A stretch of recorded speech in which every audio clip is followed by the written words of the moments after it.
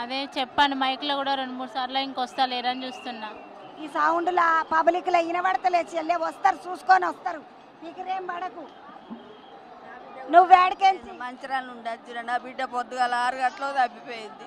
ఎంత వయసు? 32 ఏళ్ళు తప్పిపోయింది. గద్దెల కాడ ఇక దొరుకుతలేదు. ఎన్నిసార్లు వీడికి 3 సార్లు వచ్చి ఫోన్ చేసినా లేపుతలేరు. అది విషయాలు ఆమెతో ఫోన్ ఉన్నదా?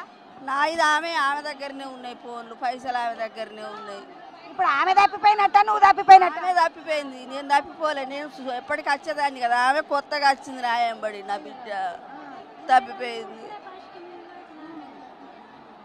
చూస్తున్నారు అంతా, ఎవరు తప్పిపోయిన వాళ్ళని తీసుకొని ఆడ ఒక దగ్గర పెడుతున్నారు, ఈడొక దగ్గర అనౌన్సులు చేస్తున్నారు. వస్తారు, ఆడగాకపోతే ఈడికి, ఈడగాకపోతే ఆడికి. అందరు వచ్చినాకనే నిమ్మలంగా దండం పెట్టుకొని అమ్మవారికి పోదురు. కానీ ఈ పిల్లని పట్టుకొని నువ్వు ఆడికి తప్పిపోయినవురా నాయన?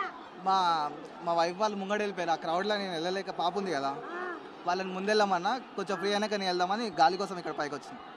వాళ్ళు పోతే పోయినరు కానీ తప్పిపోకు. నీకు ఇల్లు తెలుసు, మా వాళ్ళకి కూడా తెలుసు. పాప ఏడుస్తుంది కింద, జనాలు బాగున్నారు కదా, కొంచెం గాలి పైకి వస్తుంది. దండం పెట్టుకో అమ్మవారికి. అదే అమ్మవారికి దండం పెట్టుకున్నా. అటు కూడా దండం పెట్టుకున్నాను.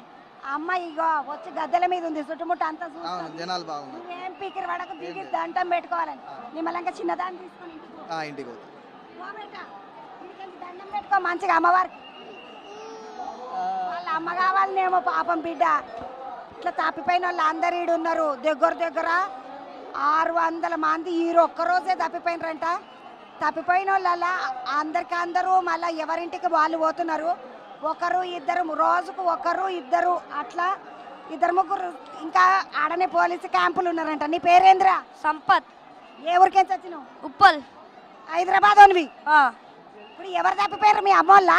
మా తమ్ముడు తప్పిపోయాడు. ఒకటి గంట అవుతుంది తప్పిపోయి, కనిపిస్తలేడు. చూస్తా ఏడ తప్పిపోయిండు? ఇది సమ్మక్క కాడు తప్పిపోయాడు. దర్శనం చేసుకుని ఇట్లా వస్తున్నాము. అయితే అప్పుడే మా తమ్ముడు లోపలికి వెళ్ళి కనిపిస్తలే. గంట నుంచి చెక్ చేస్తున్నాం, ఎక్కడ చూసినా లేడు. షాప్లో అక్కడ లోపల అన్ని కాడ చెక్ చేసిన మేడ లేడు.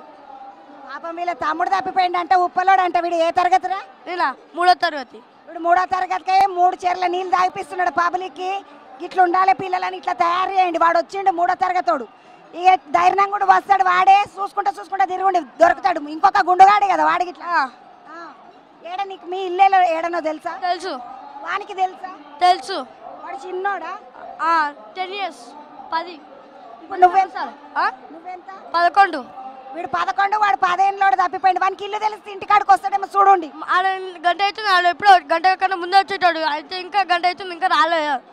దొరుకుతాడు రా, యాడికి పోతాడు? పబ్లిక్ అంతా వెళ్ళిపోతున్నారు కదా, దొరుకుతాడు పాటు. నువ్వేం భయపడకు.